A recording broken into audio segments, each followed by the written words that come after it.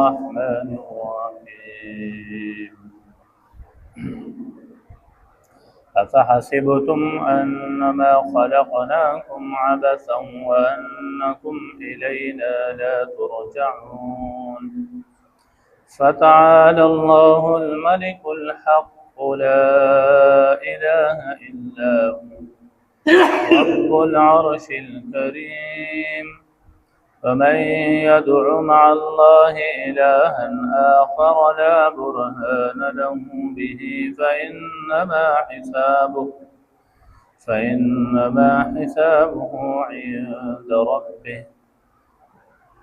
إنه لا يفلح الكافرون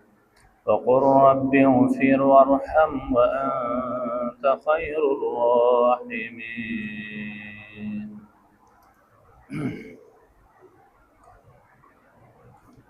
سورة المؤمنون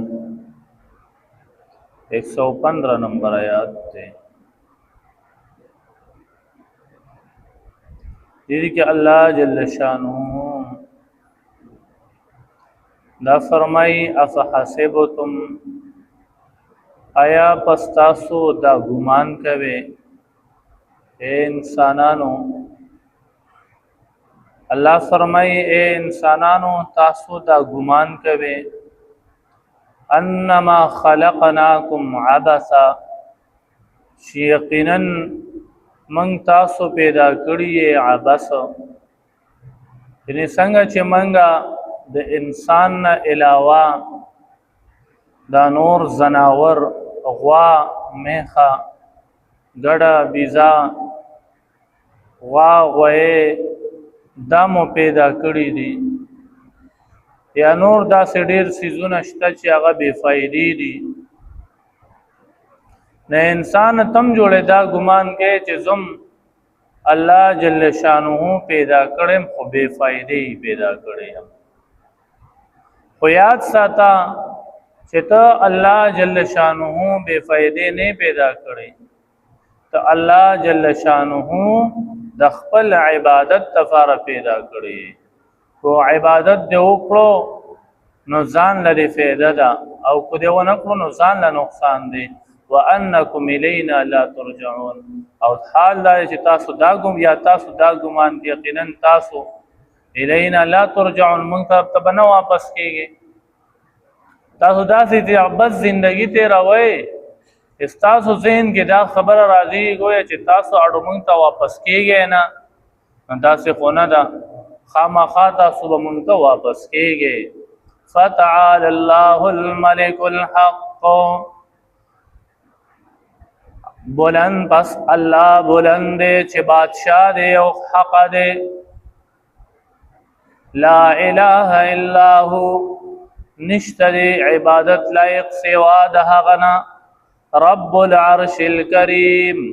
هغه د بزرگ عرش والا رب دی هغه زمونږ رب دی د غرونو رب دی د اسمانونو رب دی د ځمکې رب دی صرف عرش کریم ولې ذکر کړو ځکه چې د عرش په مخلوقاتو کې د ټولو نه لوی مخلوق دی نو دیو جن د عرش ذکر او هغه د عرش پټول هر سبانه حاته شیدانو دا کړی دا او عزت والے او په دې اعتبار سروي چې استواء علی العرش الله کړی دا فمن يدعو مع الله او هغه څوک چې بلی د الله جل شانه سره الها اخر یو بل خدای را بلی لا برهان له به او د سره هیڅ دلیل نه وي دغه باندې یعنی دې چې د الله سره څوک شریک جوړي فإنما حسابه عند ربه پس یقینا حساب د رب سره دی انه لا يفلح الكافرون بشک کافران چې دا نه کامیابیږي بشک کافران دا به کامیابی نه بیا مومي الله د قرآن په ابتدا کې سو فرمایل قد افلح المؤمنون مؤمنان کامیاب دي او لا يفلح الكافرون کافران چې دي نو دا ناکام دي دی به کامیابی نه مومي وقر رب اغفر او څوک چې ځان کامیابول غواړي الله فرمایي تو آیا رب اغفر اے رب سما بخنه وکړي ورحم او رحمك وانت خير الراحمين او حال دادی چې ته زیات رحم کوونکو نه دا آیاتونه نن چې کوم شو عبد الله ابن مسعود رضی الله تعالی عنہ یو ورځ په لار روان او یو سخت بیمار پروت دی نه هغه په منډه ورغلو او دا آیاتونه چې دین دی او ته په وخت کې ولستل او شو فکرل یا سخت بیمار او یا روغ شورا پاسېدو نبی علیہ الصلوۃ والسلام ته تاسو کو چې تا په سو ولستل نو فرمایل چې ما پیدا آیاتونه ولستل دې آیاتونو سره الله د شفا شي دنه دا ورکړم نبی علیہ الصلوۃ والسلام فرمای دا خو انسان دې کچره دا آیاتونه په پوره یقین سره څوک په دیوال باندې ولولي دیوال به خپل زین او خوځي او کو په پوره یقین سره دا آیاتونه څوک په غر باندې ولولي دا غر به پرېزري دشي ابراهیم ابن حارث رضی الله عنه فرمایي موږ چې بکله یو غزوې د دو پیغمبر علی السلام مولېګلو نو موږ ته به د آیاتونو تلقین کو چې دا آیاتونه وایي نو هر هغه جهاد چې موږ بلاړو او موږ به واپس راتلو نو موږ به کامیابی سره برابر نبی اسلام فرمایل دا آیاتونه د وخت په ماهام کې وایي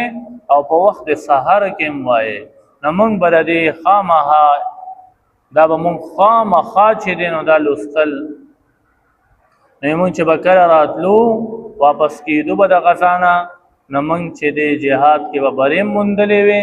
او خپ مال غنیمت سره چې دی واپس شو صحیح سالم بخپل کورونو تراغ یا دا غرانګي په چا باندې سو جادووي یا د جنات سارات وي او دا آیاتونه بول ودی نه هغه ته الله د هغه نه شفا چې دنو دا ورته خدا سینا چې وسړی سره اجازه نه وي او په خپل پاخ کړي نیوي نو کو دا په ولوستل نو دا جنات به بیا په باندې اٹه نو د سکس لنی دی پکار چې هغه هدایتونه ولولي اخنه چې سبب بیا د نقصان ورته الله دې عمل کړو الحمدلله رب العالمین